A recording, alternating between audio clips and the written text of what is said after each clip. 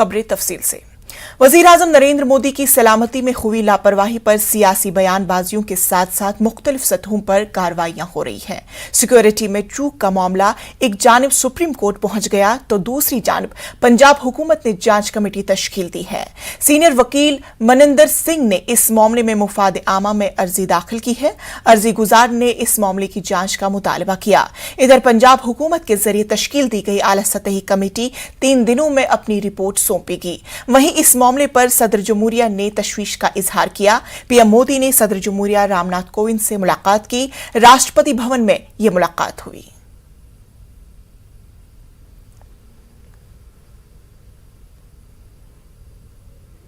देश के प्रधानमंत्री नरेंद्र मोदी की सुरक्षा में चूक के मामले पर सुप्रीम कोर्ट में एक याचिका दाखिल की गई है।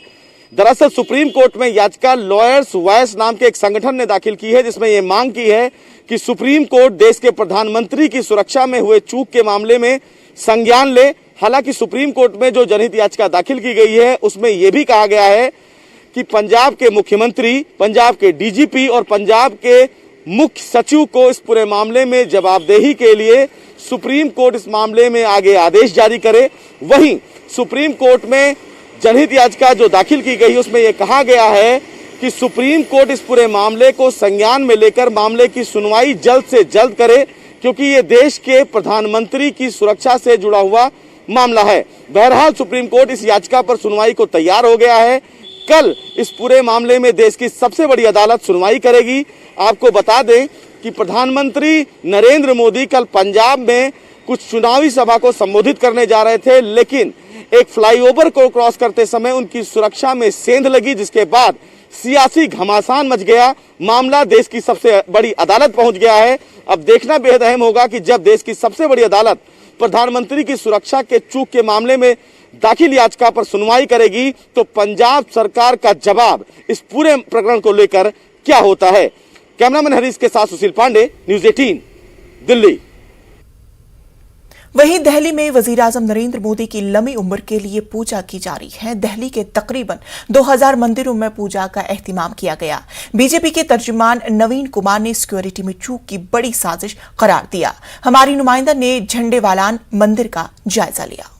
बताइए कि आप लोग आए हैं यहाँ पर प्रधानमंत्री की लंबी आयु के लिए महामृत्युंजय का जाप किया जा रहा है, क्या कहना चाहते हैं? हम यही कहना चाहते हैं जो होने वाला था उसे महामाई ने टाला है, और जिस तरह माननीय प्रधानमंत्री जी के लिए षड्यंत्र रचाया गया था वो विफल रहा। उसके लिए हम मृत्युंजय का जाप हो रहा है। हम यही कहना चाहेंगे, कल जो इतनी बड़ी चूक हुई हमारे यशस्वी प्रधानमंत्री श्री नरेंद्र मोदी जी की सुरक्षा को लेकर, उसके लिए हमने जगह जगह पर आज महामृत्युंजय जाप रखा है, ताकि हमारे प्रधानमंत्री जी की जो आयु है वो और लंबी हो।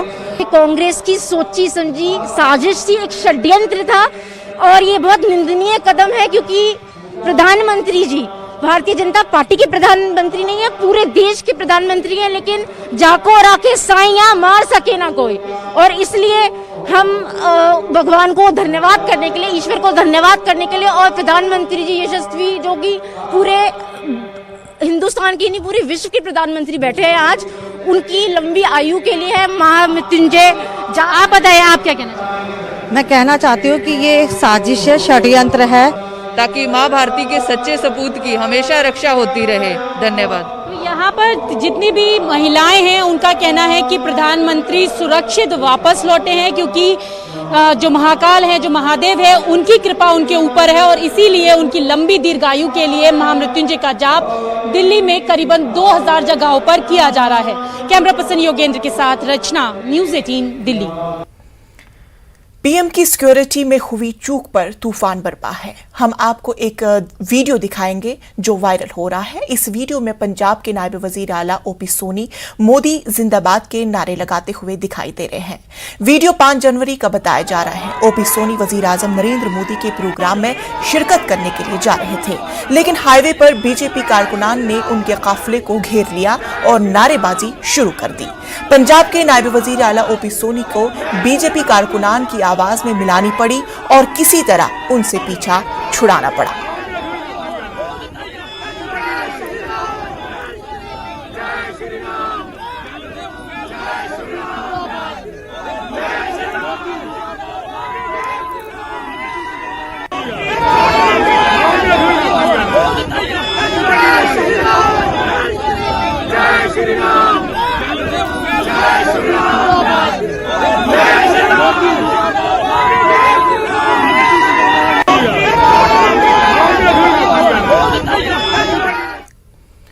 कांग्रेस के लीडर नवजोत सिंह सिद्धू ने वजीर आजम नरेंद्र मोदी के फिरोजपुर दौरे पर रद्द-ए-अमल देते हुए सख्त तनकीद की। उन्होंने कहा है कि ज़र क़वानीन के खिलाफ किसानों ने 1 साल से जायद अरसे तक एहतजाज किया। इस पर वजीर आजम को किसानों की तकलीफ का कभी एहसास नहीं हुआ, लेकिन फिरोजपुर में सिर्फ 15 मिनट का इंतजार वो बर्दाश्त नहीं कर सके। सिद्धू ने वजीर आजम नरेंद्र मोदी पर दोहरे मयार का इल्जाम लगाया। मैं पूछना चाहना प्रधानमंत्री साहब, मैं पूछना चाहना कि साडे किसान वीर साडी पग 1.5 ਤੋਂ 2 साल दिल्ली दियां बरूहां दे उत्ते बैठी रही,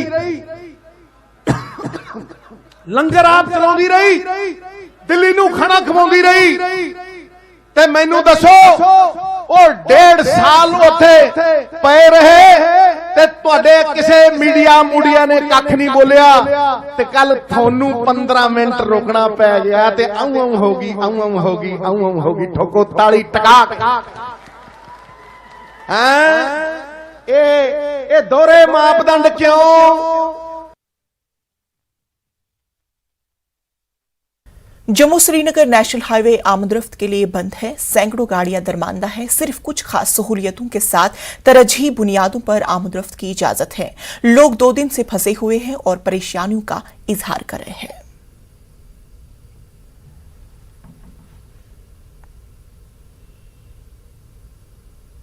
कल से यहाँ पे फंसा हुआ हूँ, कोई मदद नहीं मिली प्रशासन की। मतलब यहाँ के लोग थोड़ी मदद कर रहे हैं और बहुत तकलीफ हो रही है हमें। मतलब यहाँ पे फंसे हुए हैं और घर जाना है। क्या चाहते हैं आप? रास्ता खुले जल्दी से जल्दी खुले, प्रशासन मदद करे हमारी। कल से फंसे हुए, बड़ी प्रॉब्लम हो रही है। बच्चे को कैसे हम खिला रहे कैसे नहीं, वो बड़ी प्रॉब्लम हो रही है। हमारी उधर आगे कार खड़ी हुई है, बहुत प्रॉब्लम हो रही है हमें।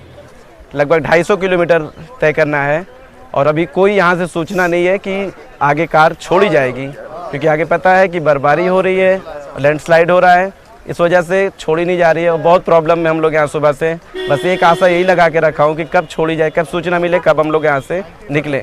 आगे का क्या है, टनल चेक पोस्ट वगैरह थी, वहाँ पे भी नहीं बताया गया थी ये ऐसी दिक्कत हो सकती है, तो हम लोग कहीं और। ऐसे तो काफ़ी लोग रास्तों में फंसे हुए हैं, कुछ गाड़ियों में सो रहे हैं और इतनी ठंडी भी है रात में, तो कुछ ना कुछ प्रशासन को यहाँ पे कुछ ऐसा सोच के रखना चाहिए था। टूरिस्ट काफ़ी आता है इन प्लेसों पे, तो इस तरह से प्रशासन को कुछ ना कुछ करना चाहिए था। पुलिस वालों के लिए डिपार्टमेंट की तरफ से भी हमारे ऊपर जो है ना प्रेशर डाला जा रहा है। एक का जो है शीशा भी तोड़ दिया, उसके साथ जो है ना बदसलूकी की जा रही है और यहाँ पे हमें कोई भी जो है ना आश्वासन नहीं मिल रहा कब निकलेंगे, क्या बच्चे हमारे परेशान है, घर पे भी जो है हमारी फैमिली हमारा वेट कर रही है।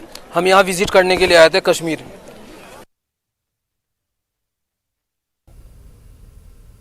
बुलीबाई ऐप केस में एक और मुलजिम को गिरफ्तार किया गया है। कलीदी मुलजिम को दिल्ली पुलिस ने आसाम से गिरफ्तार किया। इसकी शिनाख्त नीरज बिश्नोई की हैसियत से की गई है। बुलीबाई ऐप केस में खातून सहाफी की शिकायत पर एफआईआर दर्ज की गई थी।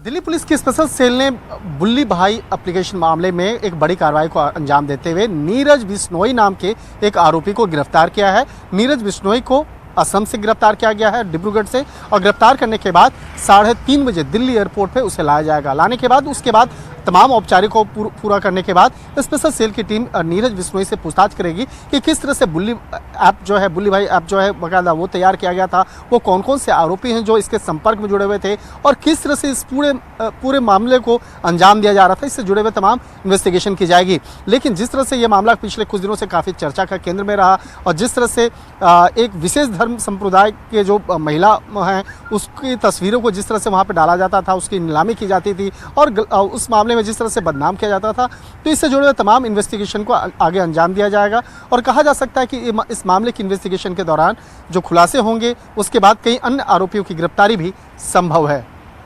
वीडियो जर्नलिस्ट कार्तिक के साथ शंकर आनंद, न्यूज़ 18 दिल्ली। आंध्र प्रदेश के नायब वजीर आला अमजद पाशा ने कहा कि उर्दू को रियासत में दूसरी सरकारी जबान का दर्जा जल्द मिल जाएगा। उन्होंने कहा कि हुकूमत असेंबली इजलास में उर्दू को रियासत की दूसरी सरकारी जबान का दर्जा देने के लिए बिल पेश करेगी। विजयवाड़ा में मुनक्किदा प्रोग्राम एकेडमी के प्रोग्राम में अमजद पाशा ने ये बात कही। इंशाअल्लाह हमारी हुकूमत हमारी जो ज़बान है उर्दू ज़बान, इसकी हिफाजत के लिए हम इंशाअल्लाह काम करेंगे और जल्द से जल्द भी हमारे आंध्र प्रदेश स्टेट में सेकंड ऑफिशियल लैंग्वेज उर्दू को हम ज़रूर एक असेंबली में इसके ऊपर एक बिल के तौर पे लाके इसको कायम करेंगे इंशाल्लाह। कोरोना के बढ़ते मामलों का असर जिंदगी के हर शोबे पर पड़ रहा है। नाइट कर्फ्यू, बंदिशें और इम्तिनाह का निफाज हो चुका है, बल्कि इन कुछ रियासतों में बंदिशों में मजीद सख्तियां लाने की बात कही जा रही है। अदालती कामकाज पर भी कोरोना के बढ़ते दायरे का असर हो रहा है। CJIN-V रमना की क़यादत में सीनियर वकला की मीटिंग हुई, जिसमें मौजूदा सूरत हाल का जायजा लिया गया, जिसमें आइंदा 6 हफ्तों तक वर्चुअल समाअत करने पर इत्तेफाक राय हुआ। ख्याल रहे कि 2 महीने कबल कोर्ट ने फिजिकल समाअत के लिए हफ्ते में 2 दिन मुकर्रर किए थे। बुध और जुमेरात को फिजिकल समाअत हुई थी, जबकि पीर और सनीचर को वर्चुअल समाअत होती थी। मुल्क भर में कोरोना के 24 घंटों के दौरान 90,000 से ज्यादा नए मामले सामने आए हैं। 19,000 से ज्यादा मरीज सेहतियाब भी हुए हैं, जबकि 325 की मौत भी हुई है। मुल्क भर में 2,85,000 एक्टिव केसेस मौजूद हैं, जबकि 148.67 करोड़ लोगों को कोरोना का टीका दिया जा चुका है और 6% इजाफे के साथ मुल्क में कोरोना फैल रहा है।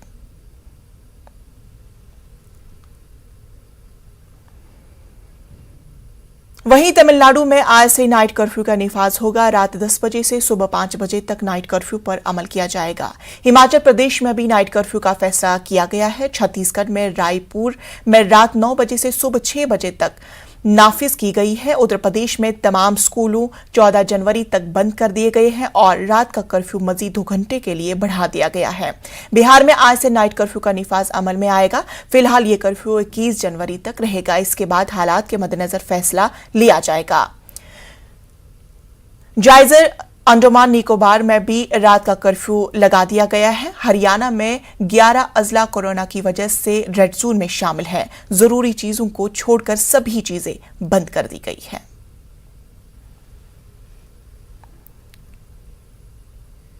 मध्य प्रदेश में कोरोना के बढ़ते मामलों ने हुकूमत की तशवीश में इजाफा कर दिया है। सरकारी इदारों और डॉक्टरों ने कोरोना से मुतासर होने वाले हुकूमत की तशवीश में और इजाफा कर दिया है। राजधानी भोपाल के एम्स, हमीदिया अस्पताल और IISER के 10 से ज्यादा डॉक्टर अब तक कोरोना से मुतासर हो चुके हैं। वहीं पिछले 24 घंटों में मध्य प्रदेश में कोरोना के 594 नए मरीज सामने आने के बाद हुकूमत ने बाजार और मेलों पर जहां पूरी तरह से पाबंदी आयद कर दी है, वहीं शादी तकरीब में लोगों की तादाद को 250 कर दिया गया है, जबकि आखिरी रसूमात में तदफीन में 50 लोगों के ही शामिल होने की इजाजत दी गई है। कोरोना के बढ़ते मामलों में इंदौर, भोपाल, ग्वालियर, जबलपुर और उज्जैन में सूरत हाल पेचीदा होती जा रही है। हुकूमत की जानिब से कोरोना के बढ़ते मामलों को लेकर जहां आज फिर क्राइसिस मैनेजमेंट कमेटी की मीटिंग बुलाई गई, वहीं कांग्रेस ने हुकूमत के इंतजामात को नाकाफी बताते हुए सख्त तनकीद का निशाना बनाया है।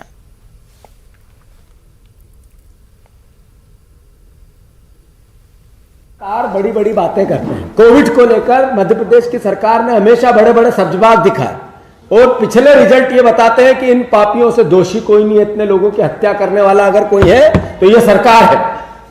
मध्य प्रदेश में जो तड़प तड़प के लोग मर गए, इलाज में लुट गए, उसके लिए कोई दोषी है तो शिवराज सिंह चौहान है। आप देखो मध्य प्रदेश में नाइट कर्फ्यू के अलावा क्या डिसीजन लिया सरकार ने, जब बढ़ जाएगा तब लेगी। हमारे भोपाल में एक हफ्ते में कोरोना वायरस 1800% बढ़ गए, 1800% एक हफ्ते में। ये अभी नया वेरिएंट आया इसका। नहीं, उसकी समीक्षा करेंगे। देखिए, ये बात सही है कि कोरोना के केस पूरे देश में तेजी से बढ़ रहे हैं, हमारे यहाँ भी धीरे धीरे बढ़ रहे हैं और इसलिए हमारी जो तैयारियां हैं उस पर चर्चा करेंगे और क्राइसिस मैनेजमेंट कमेटियां एक्टिवली काम करें, इसकी पूरी कार्य योजना हम लोग बनाएंगे। वक्त हुआ छोटे से वक्फे का, बने रहने सिटी उर्दू के साथ।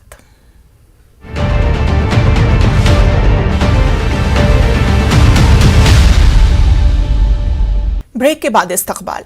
हिंदूवादी तंजीमों की जानिब से 22 और 23 जनवरी को अलीगढ़ में मुतवक्का धर्म संसद की अब खुलकर मुखालफत होने लगी है। आज मुसलमान अलीगढ़ ने मुस्लिम यूनिवर्सिटी तलबा यूनियन के साबिक सदर और कांग्रेस लीडर एम सुलेमान इम्तियाज की क़यादत में सदर जमहूरिया हिंद के नाम एक अर्जीदाश्त जिला इंतजामिया को पेश की, जिसमें मुतालबा किया गया कि अलीगढ़ में मुतवक्का इस धर्म संसद पर फौरी रोक लगाई जाए। बसूरत दीगर हम भी न्याय संसद करने को मजबूर होने। उन्होंने कहा कि एक तरफ हिंदूवादियों को छूट दी जा रही है, वहीं हमें अपने जमहूरी हुकूक का भी इस्तेमाल नहीं करने दिया जा रहा है।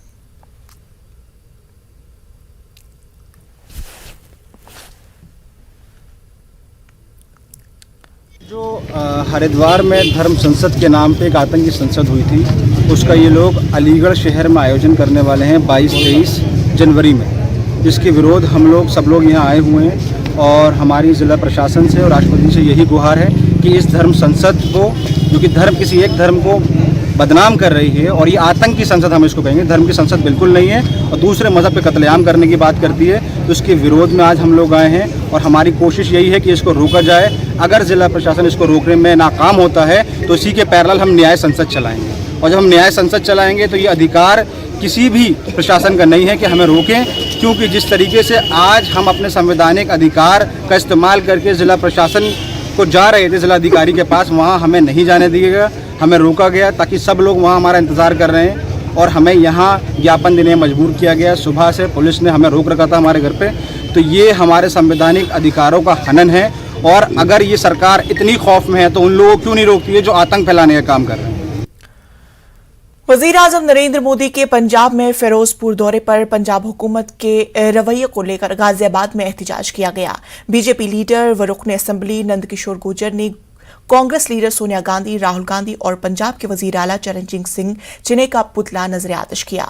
इस मौके पर उन्होंने पीएम मोदी की सताइश करते हुए कहा कि मोदी इस मुल्क के कदावर लीडर है और उनके साथ पंजाब की हुकूमत ने गलत बर्ताव किया।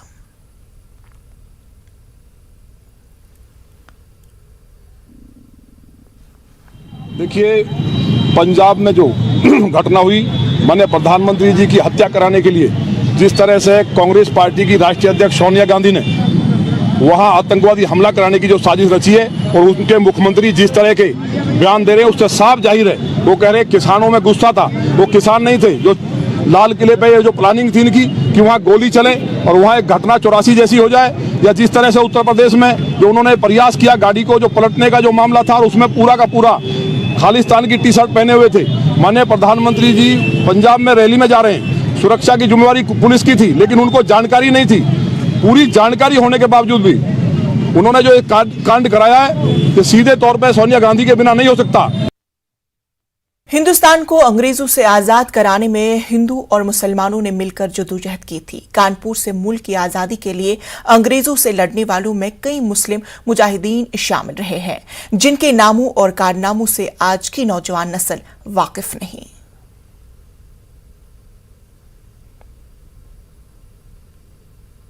जितने भी गुमनाम जो है, जो शहीद हैं, उन सबके जो है नामों का, जो फ्रीडम फाइटर्स हैं, उनको जो है उनके नामों की पट्टिका एक बड़ा शिलालेख के रूप में जो है स्थापित की जाए, और वो शिलालेख मोहम्मद अली पार्क में लगाया जाए। तो इसी मंशा के अनुरूप हम लोगों ने जो है, और शहर कानपुर से कौन कौन लोग रहे उनके नामों का शिलालेख स्थापित किया जाए।